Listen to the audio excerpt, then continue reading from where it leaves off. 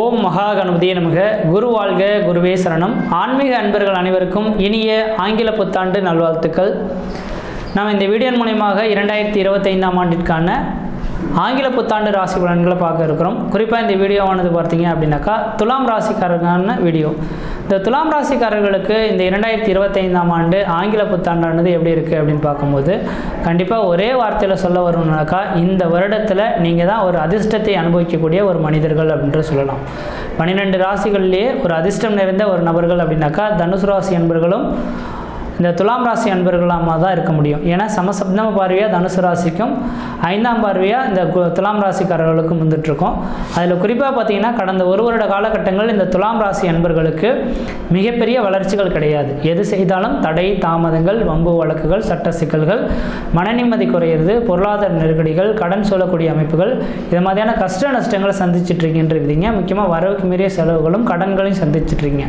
தேவையில்லாத பிரச்சனைகளை நீங்கள் மூக்கு நுழைச்சி அதனால் கொஞ்சம் மன அழுத்தத்தையும் சந்திச்சுட்டு இருக்கக்கூடிய நபர்கள் நீங்களாக இருந்துகிட்ருக்கீங்க. ஏன் என்ன காரணம் 2024ஆம் ஆண்டில் இந்த அளவுக்கு பிரச்சனைக்கான ஒரு அமைப்புகள் அப்படின்னாக்கா உங்களோட ராசிக்கு 8ஆம் இடத்தில் குரு பகவான் இருந்ததுனால 8ஆம் இடம் நட்டம், அவமானம், விரயத்தை சொல்லக்கூடிய இடங்க. பெரிய லெவலில் நட்டத்தை சந்திச்சிருக்கணும், அல்லது அவமானத்தை சந்திக்கணும், அல்லது தொழில் ரீதியான முடக்கங்களை சந்திச்சிருக்கணுன்றீங்க. இந்த 3ல் ஏதோ ஒன்று சந்திச்சிருப்பீங்க. ஆனால் அந்த தொழில் முடக்கமும் தொழில் தடையிலிருந்து மீண்டு வரக்கூடிய ஒரு காலகட்டமாக இந்த 2025ஆம் ஆண்டானது உங்களுக்கு நடக்க இருக்க போகுது. அதுலேயும் குறிப்பாக சொல்ல வர பாருங்க, இந்த வருடத்தில் 4 கிரகங்கள் பயிற்சி அடைய போகுது. இந்த 4 கிரக பயிற்சியுமே பார்த்தீங்கன்னாக்கா உங்களுக்கு சாதகமான பயிற்சியாக இருந்துட்டு இருக்கிறத பார்க்க முடியுதுங்க. அப்போ இந்த வருட காலகட்டத்தில் முதலாவதாக பார்த்தீங்கன்னாக்கா சனி பகவான் உங்களோட ராசிக்கு 5ஆம் இடத்துலேருந்து 6ஆம் இடத்துக்கு செல்ல இருக்கிறார். அதுவும் யோகம்தான். ராசிக்கு 8ஆம் இடத்துலேருந்து குரு பகவான் 9ஆம் இடத்துக்கு செல்ல போகிறார். அதுவும் மிகப்பெரிய யோகம். அதே போல் உங்களோட ராசிக்கு 6ஆம் இடத்துலேருந்து குரு பகவான் 5ஆம் இடத்துக்கு வர போகிறார். அதே போல் ராசிக்கு 11ஆம் இடத்துக்கு கேது பகவான் செல்ல போகிறார். இது எல்லா விஷயத்துலையும் யோகம் அப்படின்றீங்க. ஆனால் குறிப்பாக சொல்ல வரேங்க, வருகின்ற ஜனவரி மாதத்துலேருந்து மே மாத காலகட்டம் வரணும் பெரிய லெவலில் வளர்ச்சிகள் தெரியாது உங்களோட ஜாதகத்தின் அடிப்படையில். அப்புறம் துலாம் ராசி அன்பர்கள் எல்லாருமே பார்த்தீங்கன்னாக்கா ஜனவரி மாதத்துலேருந்து மே மாதம் 14ஆம் தேதி காலகட்டம் வரலும் பெரிய லெவலில் முயற்சிகளை எடுக்க வேண்டாம். புதிய தொழில் தொடங்குறதோ, உத்தியோகம் பார்க்குறதோ, ஜாமீன் கழுத்து போடுறதோ, கொடுக்கல் வாங்கல் விஷயமோ செய்ய வேண்டாம். ஏன் என்ன காரணம் அப்படின்னு கேட்டிங்கனாக்கா அந்த நேர காலங்களில் குரு பகவான் 8ல் உட்காந்துருப்பார். அப்போ 8ஆம் இடத்துல இருக்கக்கூடிய குரு பகவானால் இன்னும் கொஞ்சம் சுணக்கங்கள் இருக்க தான் செய்யும். ஆனால் மே மாத காலகட்டத்துக்கு பிறகு தெளிவாக சொல்ல வர பாருங்க, நீங்கள் தான் அனுபவிக்கக்கூடிய ஒரு மனிதர்கள் அப்படின்றீங்க. இந்த 2025ஆம் ஆண்டு மே மாதம் 14ஆம் தேதிக்கு பிறகு இந்த துலாம் ராசி அன்பர்கள் எது செய்தாலும் தொட்டது தொடங்கக்கூடிய காலகட்டங்கள், நினைச்சதை சாதனை பண்ணக்கூடிய காலகட்டங்கள், குடும்பத்தில் ஒரு சுப நிகழ்வுகளும் சுபகாரியங்களும், அழியா சொத்து சேர்க்கையும், வீடு மனை வாசல் வாங்குவது, கட்டுவது, குடிபெயர்ந்து, குலதெய்வத்துக்கு செய்ய வேண்டிய சடங்குகள் செய்வது, இது மாதிரியான சுப நிகழ்வுகள் செய்யக்கூடிய ஒரு அமைப்புகளானது உருவாகுன்றீங்க. ஏன்னா மே மாதம் 14ஆம் தேதி பிறகு குரு பகவான் 8ஆம் இடத்துலேருந்து 9ஆம் இடத்துக்கு வந்தார்னா 9ஆம் இடத்துலேருந்து உங்கள் ராசியை பார்ப்பார். உங்கள் ராசிக்கு குரு பார்வை கிடைச்சிட்டாலே உங்களோட உடலில் பார்த்தீங்கன்னாக்கா ஒரு பொலிவு, ஒரு தேஜஸ் கிடைக்கிறத பார்க்க முடியும். தெளிவான சிந்தை பிறக்கக்கூடிய ஒரு மனிதர்களாக இருந்துருப்பீங்க.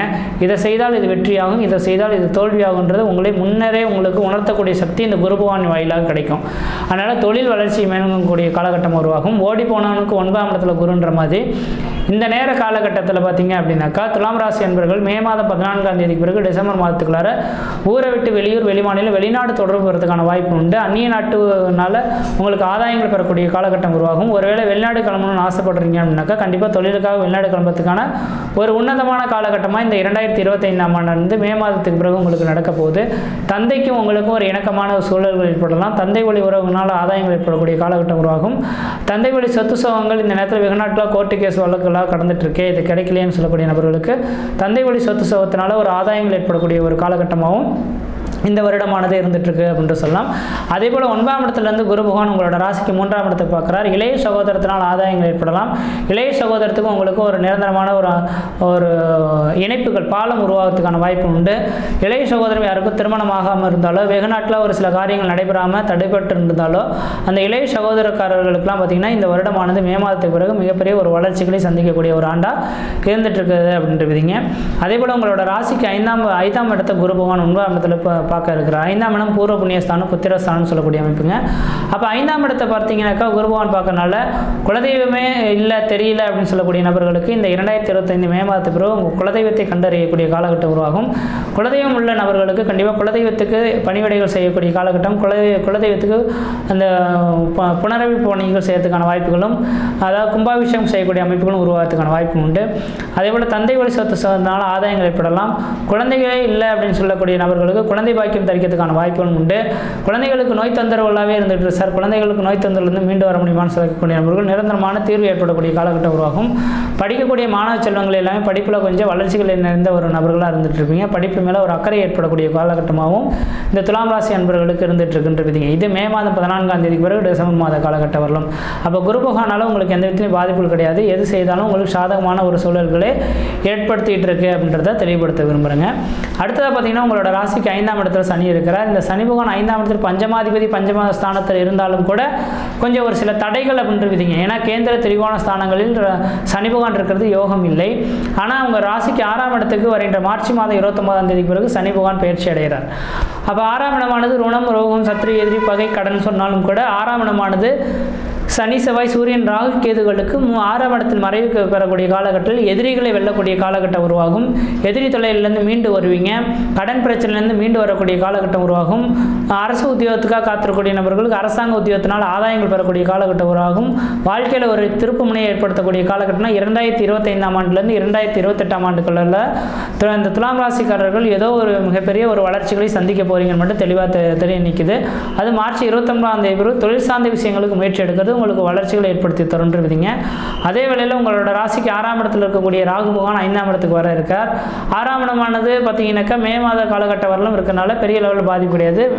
மே மாதத்துக்கு பிறகு பார்த்தீங்கன்னாக்கா ராகு பகவான் 5ஆம் இடத்துக்கு வந்தார்னா தந்தை வழி சொத்து சுகங்களை கொஞ்சம் விற்கிறதுக்கான வாய்ப்புகள் உருவாகும். வாய்ப்புகள் கிடைச்சா கண்டிப்பாக விற்றுருங்க. ஏன்னா தந்தை வழி சொத்து 5ஆம் இடமானது பூர்வ புண்ணியஸ்தானம் புத்திரஸ்தானம் சொல்லக்கூடிய அண்ணங்க தந்தை வழி சொத்து சுகத்தையும் குறிக்கக்கூடிய இடம். அப்போ தந்தை வழி சொத்து சுகத்தை கொஞ்சம் நேரத்தை விற்றீங்கன்னாக்கா குழந்தைகளுக்கு உடல் பாதிப்புலேருந்து மீண்டு வரக்கூடிய காலகட்டம் உருவாகும். அதேவேளை ராகு பகவான் பார்த்தீங்கன்னாக்கா கேது பகவான் பார்த்தீங்கன்னா ராசிக்கு 12ஆம் இடத்துல மே மாதம் 18ஆம் தேதி வரலும் இருக்கார். 12ஆம் இடத்துல கேது பகவான் இருக்கிறது பெரிய லெவலில் வளர்ச்சிகள் கிடையாது. ஆனால் 2025 மே மாதம் 18ஆம் தேதிக்கு பிறகு பார்த்தீங்கன்னா லாபஸ்தானத்துக்கு கேது பகவான் இருக்காருங்க. உண்மையால 3, 6, 10, 11ஆம் இடங்களில் ராகு கேது நிற்கிறது யோகம் அப்படின்றது எழுதப்பட்டிருக்கு. இப்போ 11ஆம் இடத்துக்கு கேது பகவான் பார்க்கறனால தந்தை வழி சொத்து சுகத்தினால் ஆதாயங்கள், இவருக்கின்ற தனித்த புத்தி கூர்மை ஏற்படக்கூடிய காலகட்டங்கள், தொழிலில் லாபங்கள் ஏற்படக்கூடிய காலகட்டம் உருவாகும். தொழில் அபிவிருத்திகள் பெறக்கூடிய காலகட்டம் உருவாகுன்றீங்க. இப்போ தொழில் இல்லையேன்னு கடந்த ஒரு வருட காலம் உட்காந்து தொழில் மூலிமா லாபம் இல்லையே பொருளாதாரம் இல்லையேன்னு உட்கார்ந்து இருந்த நபர்களுக்கு தொழில் மூலிமா ஆதாயத்தை பெறக்கூடிய ஒரு காலகட்டமாக இந்த துலாம் ராசி அன்பர்களுக்கு வரப்போகுது அப்படின்றீங்க. 11ஆம் இடமானது மூத்த சகோதரத்தை குறிக்கக்கூடிய இடம். உங்கள் மூத்த சகோதரத்துக்கு ஏதாவது உடல் ரீதியாகவோ மன ரீதியாக பாதிக்கப்பட்டிருந்தாலோ அவங்க குடும்ப வாழ்க்கையில் பிரச்சனைகள் இருந்திருந்தாலும் அந்த மூத்த சகோதரருக்கும் உங்களுக்கு இணக்கமான சூழல்கள் ஏற்படலாம்.